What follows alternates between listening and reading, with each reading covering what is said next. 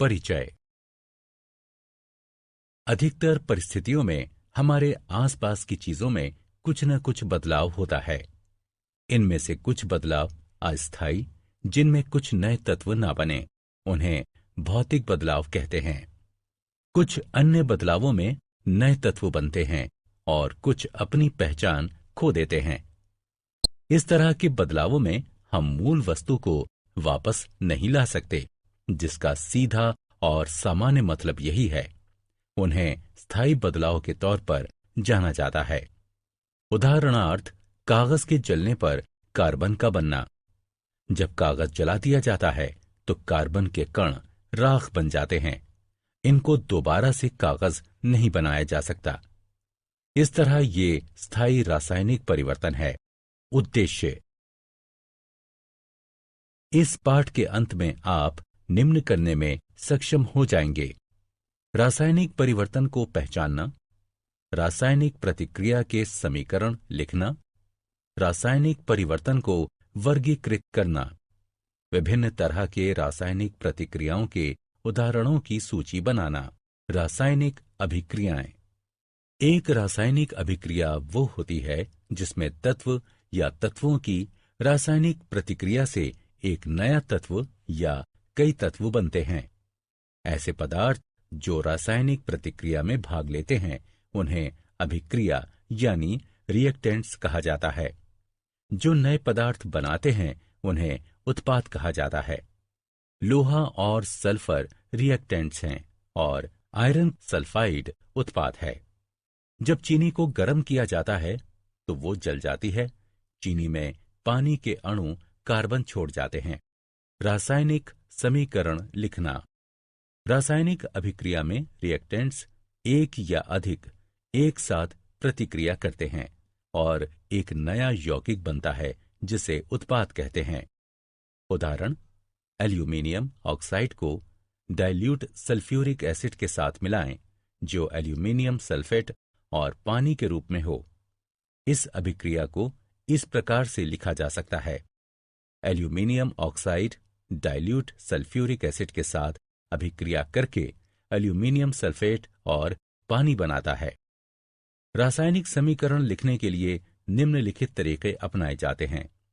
अभिकारकों के प्रतीक और सूत्रों को पहले बाईं ओर लिखा जाता है। यदि एक से ज्यादा उत्पाद हों तो उनके बीच योग धन चिन्ह लगाकर उन्हें अलग अलग दर्शाते हैं। एल्यूमीनियम ऑक्साइड और डाइल्यूट सल्फ्यूरिक एसिड को इस तरह लिखते हैं। तीर का सिरा उत्पाद की ओर होता है जो उत्पाद के रूप में अभिक्रिया होने को दर्शाता है। प्रतीक और सूत्र यौगिकों के गठन यानी उत्पाद को तीर के निशान के बाद दाईं ओर लिखते हैं और ये दर्शाता है कि इसका गठन हुआ है।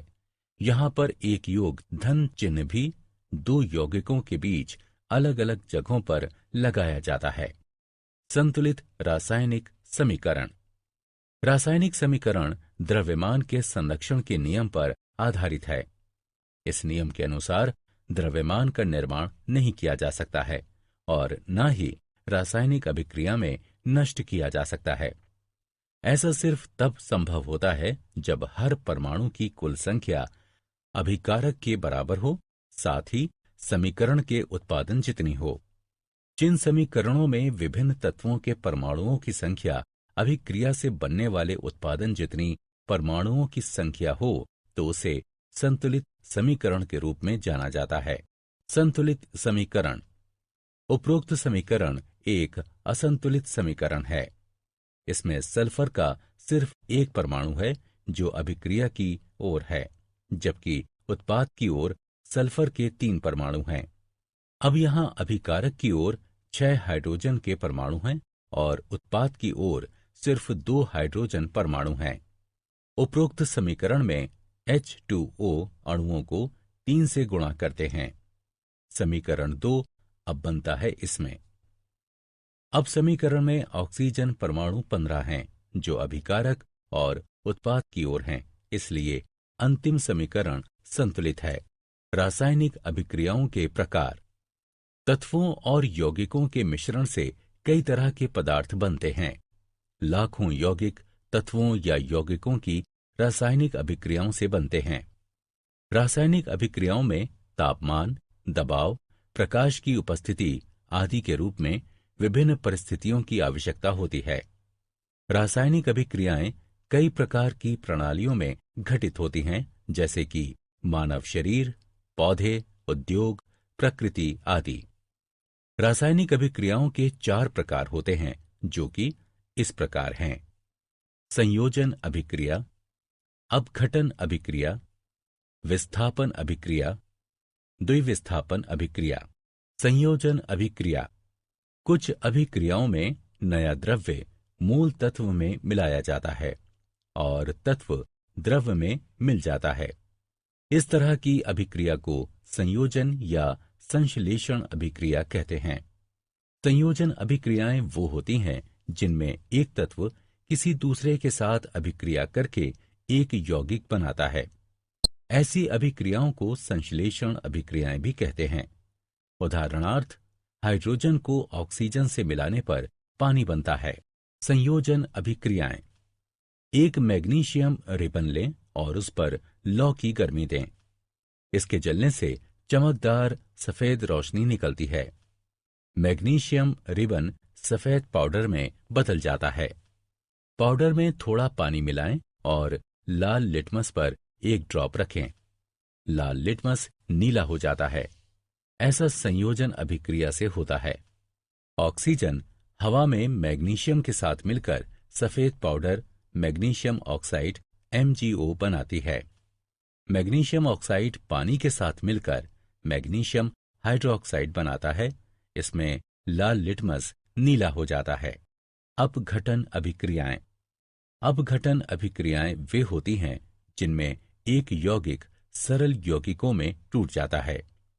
उदाहरणार्थ, गर्म करने पर कैल्शियम कार्बोनेट से कैल्शियम ऑक्साइड और कार्बन डाइऑक्साइड बनता है। पानी का अपघटन करने पर जब इसे बिजली से गुजारा जाता है तो ये हाइड्रोजन और ऑक्सीजन देता है। अपघटन अभिक्रियाएं: संगमरमर का एक टुकड़ा लें, इसे चिमटे से पकड़ें, कुछ समय के लिए इस पर आग की गर्मी दें, इसे ठंडा होने दें, इसे पानी में डाल दें, फिर इसमें लाल लिटमस डालें। इस तरह लाल लिटमस नीले रंग में बदल जाता है। कैल्शियम कार्बोनेट यानी संगमरमर अपघटित होकर कैल्शियम ऑक्साइड और कार्बन डाइऑक्साइड बन जाता है। कैल्शियम ऑक्साइड के बनने पर पानी के साथ अभिक्रिया होती है जो उपरोक्त हल देता है, जिसमें लाल लिटमस नीले रंग में बदल जाता है। एक टेस्ट ट्यूब में 0.5 ग्राम जिंक कार्बोनेट लें। टेस्ट ट्यूब को एक काग और एक डिलीवरी ट्यूब में फिट करें। लौ से उसमें ऊष्मा दें। इससे एक रंगहीन गैस बाहर निकलती है। इस गैस को नींबू पानी से गुजारते हैं तो ये दूधिया हो जाता है। जिंक कार्बोनेट को गर्म करने से यह अपघटित होकर कार्बन डाइऑक्साइड गैस और जिंक ऑक्साइड बनाता है। कार्बन डाइऑक्साइड नींबू पानी को दूधिया कर देती है। एक चाइना डिश में 1.0 ग्राम फेरस सल्फेट लेकर गर्म करें। तेज गर्म करने पर फेरस सल्फेट का रंग हरे से बदलकर भूरा हो जाता है। एक तीखी महकदार गैस भी इससे बाहर निकलती है। ऐसा फेरस सल्फेट के अपघटन की वजह से होता है, जो ब्राउन फेरिक ऑक्साइड और SO2 और SO3 जैसी तीखी महकदार वाली गैस निकलती है। विस्थापन अभिक्रियाएं: एक विस्थापन अभिक्रिया वो अभिक्रिया होती है जिसमें एक परमाणु या परमाणुओं का एक समूह एक अणु में मौजूद एक और परमाणु द्वारा विस्थापित होता है। उदाहरणार्थ, आयरन को जब कॉपर सल्फेट के विलयन के साथ मिलाया जाता है तो इससे कॉपर धातु बनती है। टेस्ट ट्यूब के 10 मिलीलीटर पानी में 0.5 ग्राम सिल्वर नाइट्रेट मिलाते हैं। टेस्ट ट्यूब में एक साफ कॉपर का तार जोड़ते हैं। इसे कुछ देर तक छोड़ देते हैं। सिल्वर की चमकीले क्रिस्टल तांबे के तार पर दिखाई देते हैं। इससे विलयन का रंग नीला सा हो जाता है, जो कॉपर नाइट्रेट के रूप में होता है। इस अभिक्रिया में लौह धातु को कॉपर के साथ मिलाने पर कॉपर सल्फेट का विलयन विस्थापित होता है। एक टेस्ट ट्यूब में कॉपर सल्फेट विलयन लेते हैं। कॉपर सल्फेट विलयन में लोहे की कील डालते हैं और इसे कुछ समय के लिए छोड़ देते हैं। कुछ समय के बाद विलयन का नीला रंग फेड्स और लाल रंग की कॉपर धातु कॉपर सल्फेट से विस्थापित हो जाती है। विस्थापन अभिक्रिया जो होती है। विस्थापन अभिक्रियाओं के कुछ अन्य उदाहरण हैं। द्विविस्थापन अभिक्रियाएं।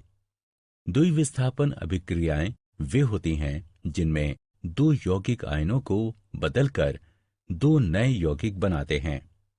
इन अभिक्रियाओं को पार्टनर एक्सचेंज अभिक्रिया के नाम से भी जानते हैं। ये अभिक्रियाएं आयनिक यौगिकों में होती हैं।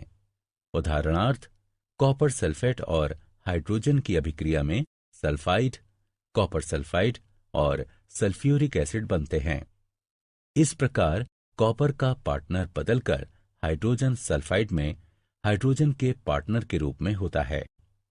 बेरियम क्लोराइड और सल्फ्यूरिक एसिड की अभिक्रिया से बेरियम सल्फेट बनता है, जो द्विविस्थापन अभिक्रिया है। निराकरण अभिक्रियाएं भी द्विविस्थापन अभिक्रियाएं होती हैं। रेडॉक्स अभिक्रियाएं। रेडॉक्स अभिक्रियाएं वे होती हैं जिसमें ऑक्सीकरण और इसकी कमी से एक ही समय में होती हैं। इन अभिक्रियाओं में एक पदार्थ में कमी होती है जबकि अन्य ऑक्सीडाइज्ड होता है। क्रियाकलाप। एक चाइना डिश लें और उसमें थोड़ा सा कॉपर पाउडर लेकर उसे गर्म करें। कॉपर पाउडर का क्या होता है? कॉपर पाउडर की सतह का रंग बदलकर काला हो जाता है। ऐसा ऑक्सीजन के कॉपर के साथ मिलने से होता है, जो कॉपर ऑक्साइड के रूप में बनती है। यदि हाइड्रोजन गैस इस गर्म सामग्री CuO से गुजारते हैं तो सतह पर ब्लैक कोटिंग बदलकर भूरी हो जाती है और फिर से ऐसा होने पर कॉपर प्राप्त होता है। क्यूपरिक ऑक्साइड यानी CuO बदलकर कॉपर बन जाता है। इस प्रकार क्यूपरिक ऑक्साइड से ऑक्सीजन निकल जाती है। ऑक्सीजन के हटने के बाद से इसकी कमी हो जाती है, जिससे क्यूपरिक ऑक्साइड कॉपर के रूप में होता है। क्यूपरिक ऑक्साइड से इस ऑक्सीजन को हाइड्रोजन हटाता है, इसलिए हाइड्रोजन कम करने वाला कारक है। इस प्रकार ऑक्सीकरण और कमी एक साथ होते हैं। उदाहरणार्थ, सोडियम को जब ऑक्सीडाइज्ड किया जाता है तो ये बदलकर Na+ हो जाता है। ऑक्सीकरण को ऑक्सीजन या हाइड्रोजन या इलेक्ट्रॉनों की एक पदार्थ से नुकसान या कमी के लाभ के रूप में परिभाषित किया जाता है। कमी या हाइड्रोजन या एक पदार्थ से इलेक्ट्रॉनों का लाभ ऑक्सीजन की कमी के लाभ के रूप में परिभाषित किया जाता है। जिंक ऑक्सीडाइज्ड होकर Zn2+ हो जाता है जब जिंक की एक छड़ को कॉपर सल्फेट के विलयन में डुबोया जाता है। इस अभिक्रिया में जिंक 2 इलेक्ट्रॉन खो देता है और Zn2+ हो जाता है। इस प्रकार जिंक ऑक्सीडाइज्ड हो जाता है। दूसरी ओर Cu2+ में 2 इलेक्ट्रॉनों की कमी हो जाती है, जिसे ये ग्रहण करता है और वो Cu हो जाता है। संक्षारण। आपने देखा होगा कि लोहे के बने पुराने गेट पर लालिमा युक्त भूरे रंग की परत चढ़ जाती है। लोहे की चीजों में लालिमा युक्त भूरा रंग एक जंग होता है। कुछ अन्य सामग्री में भी इसी तरह का जंग लगता है। चांदी पर काली परत और कॉपर पर हरे रंग की परत भी इसी तरह के उदाहरण हैं। जंग एक प्रक्रिया है जो धातुओं को धीरे धीरे बाहरी हवा, नमी या उनकी सतह के हिसाब से रासायनिक क्रिया की वजह से होती है। विकृत गंधिता। अगर एक धातु में अभिक्रियाशील होती है, इसकी सतह पर धीरे धीरे ऑक्सीजन और पानी यानी नमी की मार पड़ सकती है। धातु हवा में मौजूद ऑक्सीजन और पानी के वाष्प के साथ अभिक्रिया करके यौगिक बनाता है। इन यौगिकों के बनने से धातु की सतह पर असर होता है। इससे धातु की सतह कमजोर हो जाती है। धातु की सतह पर यौगिकों के बनने से धीरे धीरे उसकी सतह और कमजोर हो जाती है और फिर हवा और पानी की वजह से इसे नुकसान होता है। यह प्रक्रिया आगे भी चलती रहती है। इस तरह हवा और पानी धीरे धीरे पूरी धातु को ही नष्ट कर देते हैं।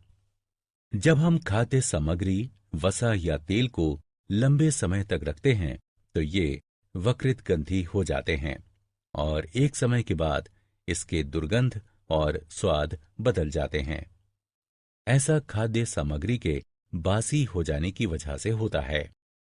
विकृत गंधिता वसा युक्त और तैलीय चीजों में हाइड्रोलिसिस उपचयन से होता है।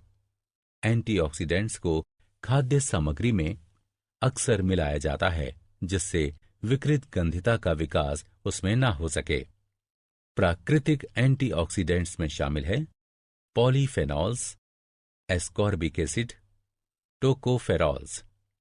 सिंथेटिक एंटीऑक्सीडेंट्स हैं बटिलेटेड हाइड्रोक्सी एनिसोल और बटिलेटेड हाइड्रोक्सी टोल्यूनी।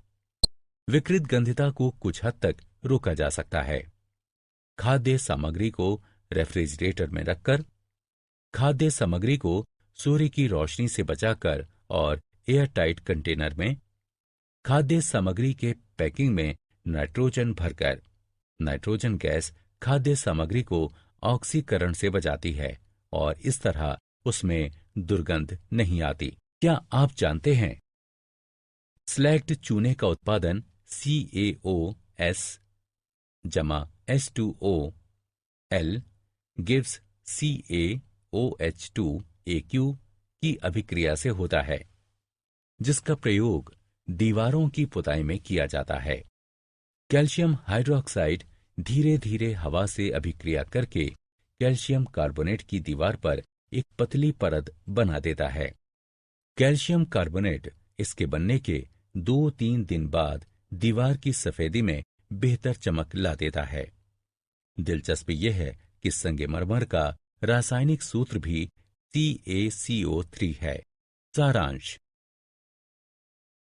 आइए हमने जो कुछ सीखा है उसे संक्षेप में दोहराएं।